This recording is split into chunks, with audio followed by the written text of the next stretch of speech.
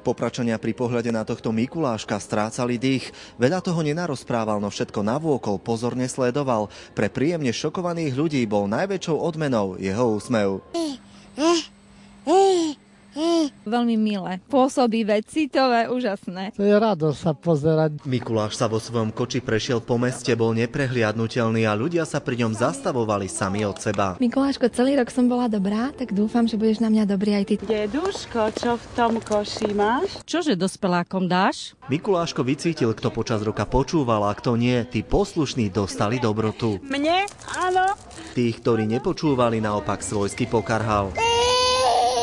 Drobec Mikuláš dnes obdarúval dospelých z jednoduchého dôvodu. Je to vraj na oplátku. Detičky ľubia rodičov presne takisto ako rodičia svoje deti. Aspoň taká malá sladkosť každého dospeláka určite poteší. Pre drobného Mikuláška to bola fuška, takto sa mu začalo zývať. Na tom, čo nerozdal, si neskôr sám pochutnal a čo si aj zavinšoval. Nech z teba vyrastie taký veľký Mikuláš, taký dobrý človek z teba, ktorý bude vždycky robiť len radosť mamke a všetkým dookola. Dnešok Mikuláška poriadne unavila, takto tu ho zaspal, no už počas noci bude opäť v plnej sile, veď do rána musí navštíviť všetky dobré deti na celom Slovensku. Z Potatier Ján Tribula, televízia Markíza.